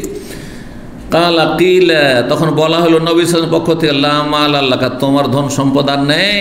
ইন কুনতা সাদিকান, তুমি যদি সত্য কথা বলে থাকো যে সত্যি তোমার স্ত্রী ব্যভিচারে লিপ্ত হয়েছে, ফাকাত দাখালতা বিহা, তাহলে তাকে নিয়ে তুমি সংসার করে সহবাস করেছো, তো কি ফিরি ফিরিয়ে সহবাস করেছো তুমি। আর ওয়াইন কুনতা কাজ, মানে তুমি যদি মিথ্যাবাদী হও, তোমার স্ত্রী সতী আর তুমি মিথ্যা কথা বলেছো যে ব্যভিচারে লিপ্ত, তো ফাহুয়া আবাদু মিনকা, তাহলে তো তুমি এই অধিকার থেকে আরও বেশি দূরে, আরও বেশি বঞ্চিত, তাহলে তো তুমি আরও বড় অপরাধী। সুতরাং দুই অবস্থায়, তুমি সত্য কথা বলো আর মিথ্যা কথা বলো, মোহর ফিরিয়ে পাবে না। জি, 33 নম্বর অধ্যায় বলছেন ইমাম বুখারী রাহিমাহুল্লাহ, বাবু কওলিল ইমাম লিল মুতালাইনাইনি, লিআনকারী স্বামী স্ত্রী সম্পর্কে ইমাম মানে শাসক বলবেন বা কাজী বলবেন, ইন্না আহাদাকুমা, কাজ তোমাদের দুইজনের একজন অবশ্য মিথ্যাবাদী, ফাহাল মিনকুমা তাইব, তোমাদের কেউ তওবা করবে কি, মানে তওবার দাওয়াত দেবে। লিআন করার আগে তওবার দাওয়াত দেবে, যদি তওবা করে নেয় তাহলে লিআন করার দরকার নেই। জি, তওবা করতে গিয়ে যদি স্বামী বলে যে না আমি মিথ্যা বলেছিলাম, তাহলে তখন 80টি বেতরা খেতে হবে, বোঝা গেছে না? আচ্ছা, যদি স্ত্রী বলে যে না আমি যে এতক্ষণ অস্বীকার করছিলাম না, আমি আসলে দোষী, তাহলে রজম হবে। তো 5312 নম্বর হাদিস বর্ণনা করেছেন সাঈদ ইবনে জুবাইর রাহিমাহুল্লাহ, বলছেন সাল তো ইবনে ওমর, আবি ইবনে ওমরকে জিজ্ঞাসা করেন মুতালাইনাইনে, দুই লিয়ানকারী স্বামী স্ত্রী সম্পর্কে। তখন নবী সাল্লাল্লাহু আলাইহি ওয়াসাল্লাম বলেছিলেন দুই লিয়ানকারীকে, হিসাবুকুম আলাল্লাহ, আল্লাহর হিসাব তোমাদের কাছে হবে, কিন্তু আহাদুকুমা কাজ, তোমাদের দুইজনের একজন অবশ্য মিথ্যাবাদী, লা সাবিলা লাকা আলাইহা, এই যদি লিয়ান করে নাও তাহলে তোমার এর সাথে কোনো সম্পর্ক আর চিরতরে কোনোদিন তুমি স্ত্রীকে ফেরাতে পারবে না, ভালো করে চিন্তা করে নাও। কালা মালি, তখন ওই লোকটি বলল যে আমার ধন সম্পদ, আমার ওই মোহর ফিরিয়ে দিক। কাল আল্লাহ মাল আল্লাহ, তোমার কোনো ধন সম্পদ নেই। ইনকুনতা সাদাকতা আলাইহা, তুমি যদি সত্য কথা বলে থাকো, ফাহুয়া আস্তাহলালতা মিন ফারজিহা, তাহলে তার লজ্জাস্থান কি দিয়ে হালাল করেছো, মোহর দিয়ে হালাল করেছো। ওয়াইন কুনতা কাযাবতা আলাইহা, তুমি যদি মিথ্যা কথা বলে থাকো তার সম্পর্কে, ফাযাকা আবআদুলাকা, তাহলে এই অধিকার, মোহরের অধিকার থেকে তুমি আরও অনেক দূরে। এই ছিল হাদিস। আর তারপরে বলছে লা নাইমরাত কালাবি ইসবাহি, দুই আঙ্গুলতে ইঙ্গিত করে বুঝিয়েছিলেন। অফাররাকা সুফিয়ান বাইনা ইসবাহি সাব্বাব আল উস্তাদ, অফাররাকা, নবী সাল্লাল্লাহু আলাইহি ওয়াসাল্লাম বিচ্ছিন্ন করে দিলেন, দুই আঙ্গুলের মাঝখানে বিচ্ছিন্ন করে দিলেন, এইভাবে দেখিয়েছেন। আর তারপরে বলেছেন আল্লাহ আলম ইন্না আহাদাকুম কাজ ফাহাল মিনকুম তাইব, সালাস, তিনবার করে বলেছেন, দুইজনের একজন দেখো অবশ্য মিথ্যুক, সুতরাং তোমরা তওবা করো, এভাবে বলছেন আর কি। 34 নম্বর অধ্যায় হচ্ছে বাবু তাফরিক বাইনাল মুতালাইনাইনি, অধ্যায় হচ্ছে দুই লিয়ানকারী স্বামী স্ত্রীর মাঝে বিচ্ছিন্ন করে দিতে হবে। 5313 নম্বর, লিয়ান করে নিয়ে আবার ঘর সংসার করছে, চলবে, কোনো অধিকার নেই। জি, আন্না ইবনে ওমর আখবরহু, আব্দুল্লাহ ইবনে ওমর রাদিয়াল্লাহু তাআলা জানিয়েছেন, আন্না রাসূলুল্লাহ সাল্লাল্লাহু আলাইহি ওয়াসাল্লাম ফাররাকা বাইনা রাজুলিন ওয়া ইমরাতিন কাযাফাহা ওয়া আহলাফাহুমা, রাসূলুল্লাহ সাল্লাল্লাহু আলাইহি ওয়াসাল্লাম সেই পুরুষ আর নারীর মাঝে চিরতরে বিচ্ছিন্ন করে দিয়েছিলেন যেই পুরুষ ওই তার স্ত্রীর ওপর মিথ্যা অপবাদ দিয়েছিল, ও আহলাফা, দুইজনকেই কসম করিয়েছিল রাসূলুল্লাহ সাল্লাল্লাহু আলাইহি ওয়াসাল্লাম। 5314 নম্বর হাদিস বর্ণনা করেছেন আব্দুল্লাহ বিন ওমর, লাআনান নবী সাল্লাল্লাহু আলাইহি ওয়াসাল্লাম লিয়ান করিয়েছিলেন একজন পুরুষ আর নারীর মাঝে, আনসারী গোত্রের দুইজনই ছিল, ফাররাকা বাইনা, দুইজনের মাঝে বিচ্ছিন্ন করে দিয়েছিলেন। 35 নম্বর অধ্যায় বাবুন ইউলহাকুল ওয়ালাদ বিল মুলাআনা, সেই সন্তানকে মিলিত করা হবে লিয়ানকারীর মহিলার সাথে, মানে মায়ের সাথে, বাপের সাথে কোনো সম্পর্ক নেই যদি বাচ্চা জন্মায়। 5315 নম্বর হাদিস বর্ণনা করেছেন ইবনে ওমর রাদিয়াল্লাহু তাআলা আনহু, বলছেন আন্নান নবী সাল্লাল্লাহু আলাইহি ওয়াসাল্লাম লাআনা বাইনা রাজুলিন ওয়া ইমরাতিহি, নবী সাল্লাল্লাহু আলাইহি ওয়াসাল্লাম একজন পুরুষ আর তার স্ত্রীর মাঝে লিয়ান করে দিয়েছিলেন। ফান্তাফা মিন ওয়ালাদিহা, তখন সে তার বাচ্চাকে অস্বীকার করেছে, এটা আমার বাচ্চা নয়, এটা আমার বাচ্চা। ফাররাকা বাইনাহুমা, দুইজনের মাঝে বিচ্ছিন্ন করে দিয়েছিলেন। ওয়া আলহাকাল ওয়ালাদ বিল মারআতি, সেই সন্তানটিকে তার মায়ের সাথে মিলিত করেছিলেন, এটি মায়ের সন্তান। 36 নম্বর সর্বশেষ অধ্যায়, একটি হাদিস রয়েছে, আর এই হাদিস এর আগেও গিয়েছে, দুই একটি শব্দ শুধু অতিরিক্ত রয়েছে। নবী সাল্লাল্লাহু আলাইহি ওয়াসাল্লাম বলেছিলেন, আর তখন তিনি ইমাম, মানে ইমাম আজম, শাসক ছিলেন, আল্লাহ বাইয়ান, আল্লাহ বিষয়টি স্পষ্ট করে দাও। আরে নবী সাল্লাল্লাহু আলাইহি ওয়াসাল্লামের কাছে তো ওহী এসেছে, কিন্তু আমাদের ওপর কী করে স্পষ্ট হবে? হ্যাঁ, তবে আল্লাহ সুবিচার করার তৌফিক দাও, যেন অন্যায় না হয় বিচার করতে গিয়ে, এটা বলতে পারে না। জি, 5316 নম্বর হাদিস বর্ণনা করছেন কাসিম বিন মুহাম্মদ ইবনে আব্বাস রাদিয়াল্লাহু তাআলা আনহুমা থেকে, আন্নাহু কাল, তিনি মানে যুকিরাল মুতালাইনান, দুই লিয়ানকারী স্বামী স্ত্রীর কথা আলোচনা করে রাসূলুল্লাহ সাল্লাল্লাহু আলাইহি ওয়াসাল্লামের সামনে। আসিম বিন আদি এই বিষয়ে তিনি জিজ্ঞাসা করলেন কিছু, তারপরে বাড়িতে ফিরে আসলেন। তারপরে ওই লোকটি আসলো ওয়াইমের, আর এসে বলল আন্নাহু ওয়াজাদা মা ইমরাতিন রাজুলান, তার স্ত্রীর সাথে সে একজন বেগানা পুরুষকে পেয়েছে ব্যভিচারে লিপ্ত। ফাকাল আসাম বলছেন মা উত্তলিত বেহাজাল ইল্লা কওলি, আমাকে তুমি আগেই কেন জিজ্ঞাসা করতে পাঠাইলে, তারপরে বাড়ি গিয়েছো আর তো এরকম হয়েছে, তো এরকম জিজ্ঞাসা করতে হইতো না, এই জন্যই বালা মুসিবত নেমে এসছে। ফাজাহাবা বিহিলা রাসূলুল্লাহ সাল্লাল্লাহু কাছে গেল, তো ওই সাথে নিয়ে ওই ওমরকে ফাখবারহু বিল্লাযী ওয়াজাদা আলাইহি ইমরাতাহু, যে অবস্থায় পেয়েছে তার স্ত্রীকে, সেই কথা বর্ণনা করলো। ওয়াকানা যালিকা রাজুল মুসফাররান কালিলাল লাহমি, এই লোকটি যে স্ত্রী সম্পর্কে অপবাদ দিয়েছিল, মানে ওই মহিলার স্বামী, সে ছিল হলুদ বর্ণ মানে ফর্সা, কালিলাল্লাহ আর দুবলা পাতলা ছিল, সাবতাসারের আর চুলগুলি তার লম্বা লম্বা ছিল। ওয়াকানাল্লাযী ওয়াজাদাহু ইনদা আহলি, আর যেই লোকটিকে ব্যভিচারের অবস্থায় তার পরিবারের কাছে স্ত্রীর কাছে পেয়েছিল, সে ছিল আদম মানে শ্যামলা রঙের, খাদলান আর সে ছিল মোটা, কাসির আল্লাহমে বেশি গোস্ত বিশিষ্ট শরীরে, জাদান কাতেতান আর চুলগুলি ছিল অতি কোকড়ানো। জাদ মানে হালকা কোকড়া, ঢেউ ঢেউ হয়ে থাকে, এটা আবার ভালো লাগে। কিন্তু যদি কাতেত হয় তো এটা হচ্ছে আফ্রিকান চুল, একবারে কোকড়ানো, এমন কোকড়ানো যে চিরুনি দিয়ে কখনো সিধা করা সোজা করা যাবে না, তো এটা অত ভালো না, হ্যাঁ প্রশংসিত না। আর সোজা আবার ঘোড়ার ওই যে কপালে লম্বা থাকে না, হ্যাঁ কেশ থাকে না, ওই রকম যদি চুল হয় অনেকে, তো ওইটা আবার ওইটাও ভালো লাগে না। চুলের একটা সৌন্দর্য আছে, মাঝামাঝি চুলের সৌন্দর্য আছে, এটা দুনিয়ার একটা ইয়ের কথা বললাম আর কি। তো বলছেন যে এই লোকটি কি ছিল, যেই লোকটি জেনা করেছিল, যা বলা হচ্ছে, সে ছিল মোটা এবং তার চুলগুলি ছিল অত্যন্ত কোকড়ানো। রাসূলুল্লাহ সাল্লাল্লাহু আলাইহি ওয়াসাল্লাম আল্লাহকে বলেন, আল্লাহ বাইয়েন, আল্লাহ বিষয়টি আমাদের সামনে সুস্পষ্ট করে দাও। ফাওয়াদাআত শাবিহান বিররাজুলিল্লাযী যাকারা যাওজু আন্নাহু ওয়াজাদা ইনদাহু, সে বাচ্চা যে ভূমিষ্ঠ হলো ওই লোকটির মতো দেখতে হইল যেই লোকটিকে তার স্ত্রীর সাথে পেয়েছিল বলে দাবি করেছে। ফালানা রাসূলুল্লাহ সাল্লাল্লাহু আলাইহি ওয়াসাল্লাম লিয়ান করলেন দুইজনের মাঝে। ফাকালা রাজুল ইবনে আব্বাস, একজন ব্যক্তি ইবনে আব্বাসকে জিজ্ঞাসা করলেন, ফিল মাজলিস, ওই মজলিসে, হে আল্লাতি কালা রাসূলুল্লাহ সাল্লাল্লাহু আলাইহি ওয়াসাল্লাম, মানে ইবনে আব্বাসের মধ্যে পড়ে নবী সাল্লাল্লাহু আলাইহি ওয়াসাল্লামের পরে, যে এই মহিলা সম্পর্কে কি রাসূলুল্লাহ সাল্লাল্লাহু আলাইহি ওয়াসাল্লাম বলেছিলেন যে লাউ কুনতু রাজামতু আহাদান বিগাইরি বাইন, বিনা সাক্ষী প্রমাণে কোন মহিলাকে যদি আমি সংসার করতাম, শাস্তি দিতাম, লা রাজামতু হাজি, এই মহিলাকে শাস্তি দিতাম, যেহেতু বাচ্চাটি হ্যাঁ ওর ওই জেনাকারী ব্যক্তির মতো হয়েছে দেখতে, এর কথা। ফাকাল ইবনে আব্বাস, আব্দুল্লাহ ইবনে আব্বাস বলেন, না না না, তিলকা ইমরাতু, ওইটি আরেকটি মহিলা, কানা তুযহিরু সুআ ফিল ইসলাম, যে ইসলামে আসার পরেও সে ব্যভিচারে লিপ্ত থাকতো, বেশ্যাবৃত্তি করত, কিন্তু ধরা খেত না, কিন্তু বোঝা যেত যে সে তার চরিত্র ভালো না। নবী সাল্লাল্লাহু আলাইহি ওয়াসাল্লাম বলেছিলেন যে সাক্ষী প্রমাণ পাচ্ছি না, না হলে সাক্ষী প্রমাণ ছাড়া যদি ইসলামে বৈধতা থাকতো কাউকে রজম করা, তাহলে এই মহিলাকে রজম করে দিতাম, যেহেতু মহিলা বিবাহিতা ছিল। এখানেই লম্বা আলোচনা আজকে শেষ করলাম। ওয়া জাযাকুমুল্লাহু খাইরান ওয়া সাল্লাল্লাহু ওয়া সাল্লাম নবিয়ানা মুহাম্মদ ওয়া আলা আলিহি ওয়া সাহবিহি আজমাইন।